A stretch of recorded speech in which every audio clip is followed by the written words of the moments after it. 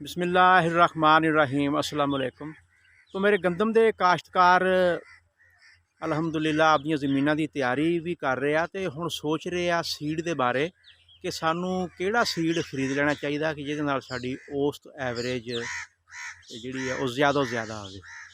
ते मैं आपदे तजर्बे दी रोशनी दे विच पिछली जिहड़ी कटाई साडी गंदम दी होई आ ते गंदम ते काफ़ी सारियां वीडियो भी अपलोड कीतियां होईयां वा 2022 दे विच ते ज़रूरी समझिया कि काश्त का टाइम 20 तो 25 दिन रह गया वा ते गल करन दा अज मकसद होएगा कि सानू किहड़ा सीड लै लेना चाहिए वा कि जिहदे नाल साडी एवरेज जिहड़ी है ना गंदम दी अच्छी आ जाए।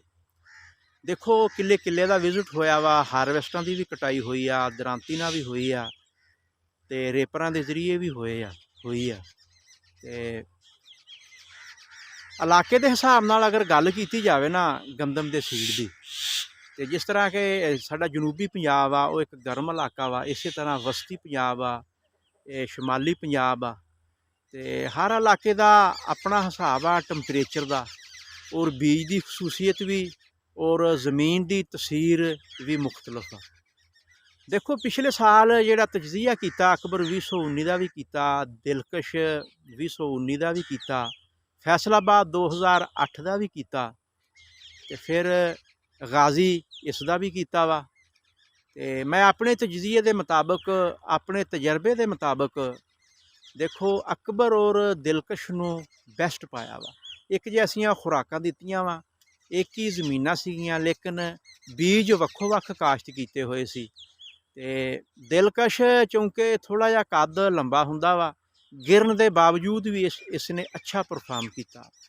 ये 67 70-75 तक फी एकड़ जिहड़ी है ना जी वो मेरे एरिए दे विच इह गई है।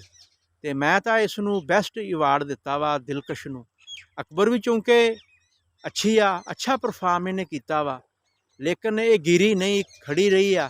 ते दिलकश जिहड़ी ये गिरी है, फैसलाबाद 2008 का भी कद मुनासिब सी, ये भी नहीं गिरी। गाजी जिहड़ी सीगी 2019 ये भी नहीं गिरी। ते अज गल करन दा मकसद होऊगा कि कम खर्च दे विच ज़्यादा जिस ना परफॉर्म किया वा वो वैरायटी दिलकश ही है।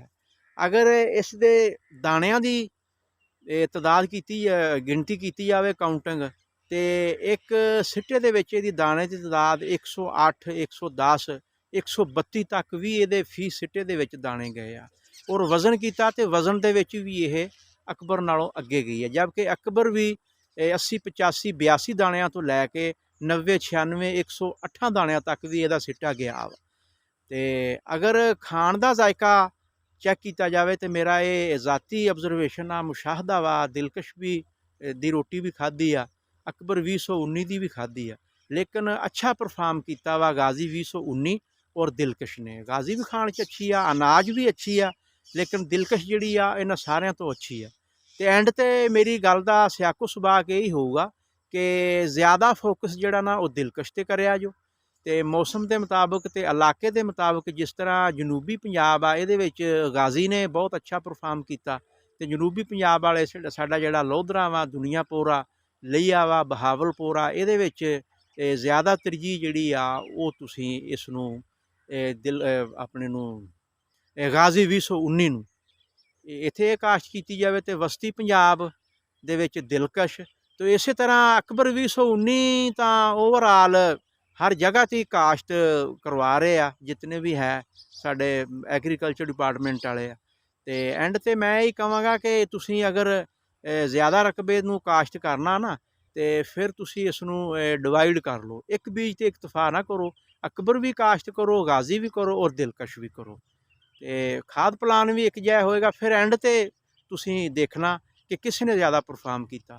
तो मैं इंतज़ार कराँगा अपने दूसरे काश्तकारां दा भी, तुसीं कमेंट करके अपने अपने एरिए का दस सकते हैं कि किहड़ी सीड ने अच्छा परफॉर्म किया वा, गिरी भी नहीं गई और दाना भी वजनी सी और एवरेज भी सब तो अच्छी है और रोटी भी सब तो अच्छी है। तो उम्मीद करते हैं कि साडी इस वीडियो की साडे किसान भाइयों को समझ आ गई होगी।